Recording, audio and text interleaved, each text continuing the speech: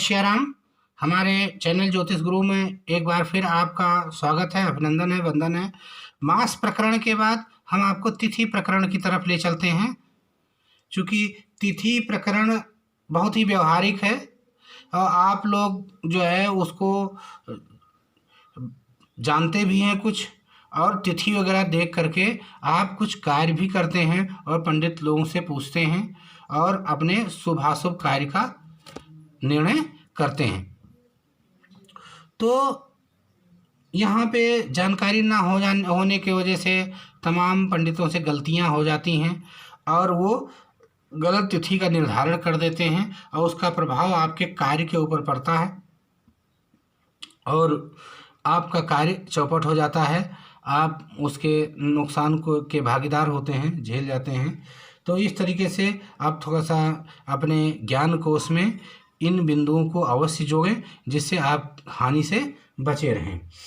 तो तिथि 5 प्रकार की होती है।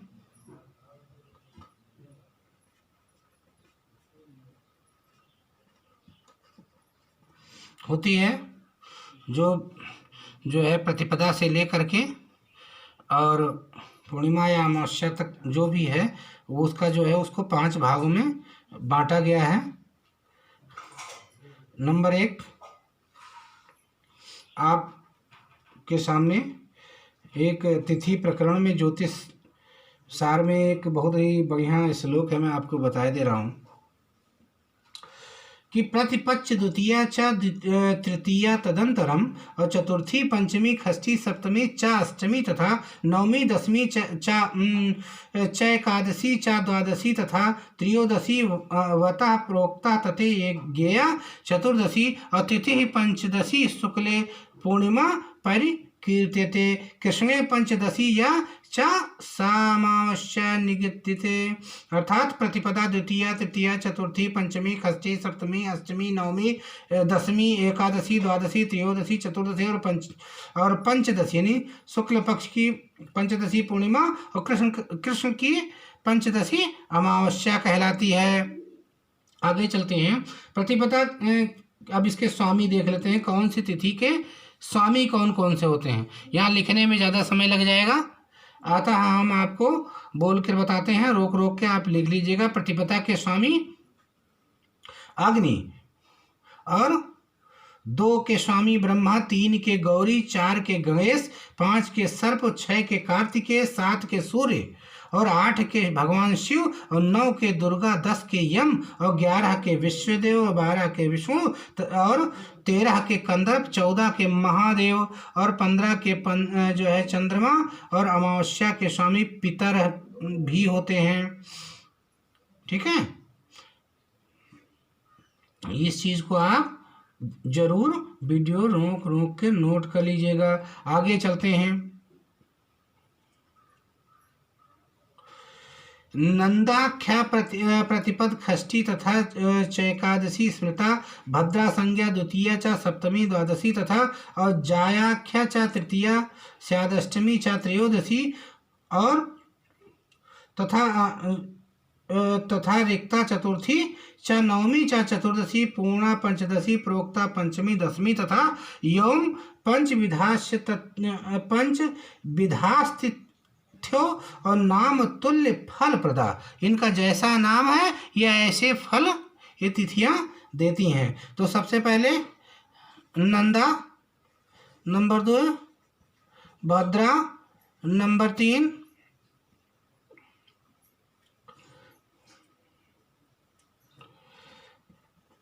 जया, नंबर 4 जया के बाद रिक्ता, नंबर 5 पूर्णा। तो ये 5 प्रकार की तिथियां हमने आपको बताई और ये जिनका नाम जैसा है ये फल भी वैसे ही देती हैं, ये मान के चलिए।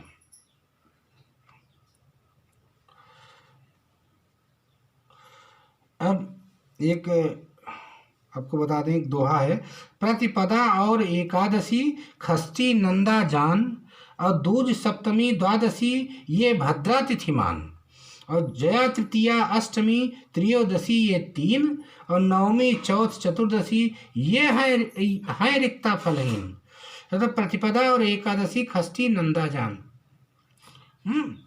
1 11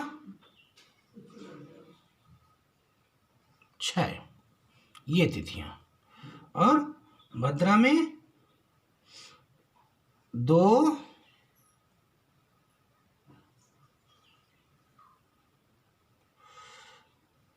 7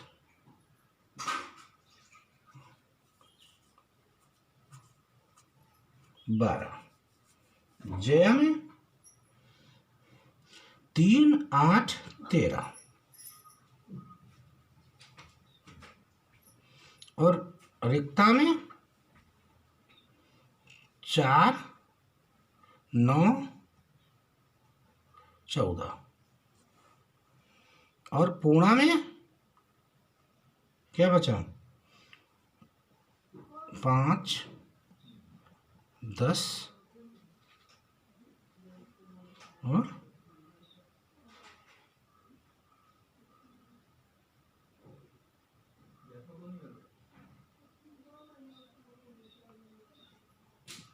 15।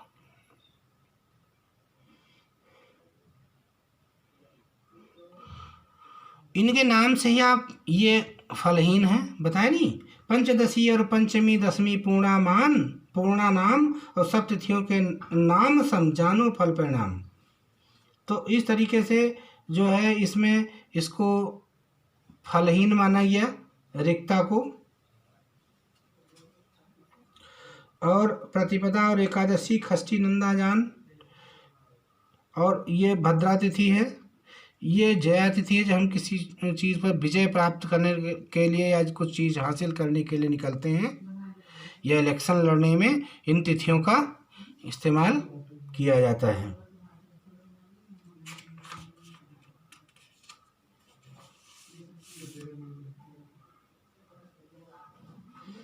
अब इसमें कुछ विशेष है।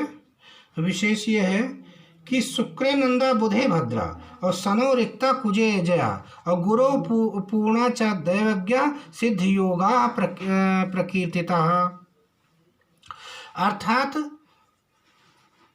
शुक्र में नंदा यानी दिन अगर शुक्र है और नंदा तिथि है तो, और बुध है और भद्रा तिथि है, और दिन अगर मंगल है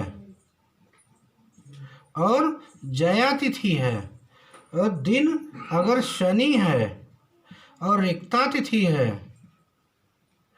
और दिन यदि गुरुवार है और पूर्णा तिथि है, तो इसमें सिद्ध योग होता है। इस चीज को नोट कर लीजिएगा। अब इन्हीं शब्दों के साथ हम आपसे विदा लेते हैं। ठीक इसके अगले वीडियो में हम आपसे फिर मिलेंगे। और अब हमारा जो टॉपिक होगा वो जो है नक्षत्र प्रकरण के ऊपर बोलेंगे। थोड़ा सा समय लेकर के कुछ विशेष चीज़ें हम आपको बोलकर ही बताने का प्रयत्न करते हैं।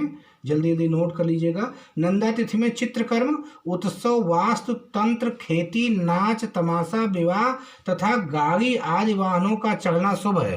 नोट कर लीजिए। नंदा तिथि में चित्रकर्म यानी चित्र बनाना, वास्तुशास्त्र, तंत्र, खेती, नाच तमाशा, विवाह तथा गाड़ी आदि वाहनों का चढ़ना शुभ है। भद्रा तिथि में उपरोक्त कार्य शुभ हैं तथा पौष्टिक कर्म भी करें। और जया तिथि में संग्राम के लिए उपरोक्त कार्य सब सिद्ध होते हैं तथा रिक्ता में बध, बंधन आदि विष, अग्नि संबंधी वस्त्र बनाए हुए शुभ होते हैं। रिक्ता में वस्त्र का कारोबार अगर शुरू किया जाए तो ये शुभ होता है। और बध, बंधन और जो गलत कार्य हैं, निषिद्ध कार्य, ये रिक्ता तिथि के लिए हैं। और उसके बाद पूर्णा तिथि में जो है मांगल्य, विवाह, यात्रा तथा पौष्टिक सहित शांति कर्म करें।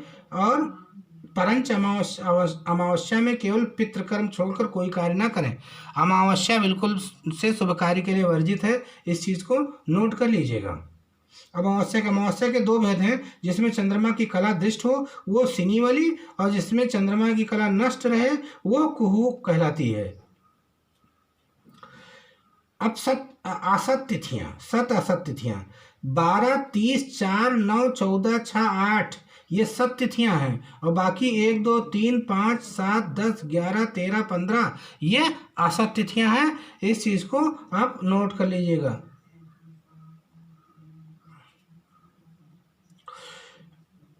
आगे आपको तिथि प्रकरण में बहुत थोड़ा सा बचा है, वो भी आपको बता दें कि रवि सोम में पूर्णा, मंगल में भद्रा, बृहस्पति में जया, शुक्र में रिक्ता और बुध और शनि में नंदा। ये अमृत योग है, ये सिद्ध योग है। और अगर रवि सोम में पूर्णा है, मंगल में भद्रा है और बृहस्पति में जया है, शुक्र में रिक्ता तथा बुध में शनि है, तो शनि में नंदा, ये अमृत योग है। और अमृत और मतांतर से मृत्यु योग। रवि और मंगल में नंदा, शुक्र और सोम में भद्रा, बुध में जया, बृहस्पति में रिक्ता, शनिवार में पूर्णा, ये अमृत तथा मतांतर से मृत्यु योग भी है। ये चीज़ आप इसलिए इसका परिहार कर देना ही ठीक है। तिथियों में वर्ज, षष्ठी में तैल, अष्टमी में मांस, चतुर्दशी में छौर और अमावस्या में स्त्री प्रसंग ना करें। इस चीज़ को वर्जित किया गया है, इस चीज़ को नोट कर लीजिए। षष्ठी में तेल यानी छठ को तेल ना लगाएं, अष्टमी में मांस का सेवन ना करें, चतुर्दशी में छौर कर्म ना करें, अमावस्या में स्त्री प्रसंग ना करें। दोष परिहार, शनिवार में षष्ठी हो तो तेल लगाने में अगर शनिवार को षष्ठी हो तो तेल लगाने से दोष का परिहार हो जाता है। अश्विनी शुक्ल महाअष्टमी में मांस खाने में, यदि अश्विनी नक्षत्र है, शुक्ल जो है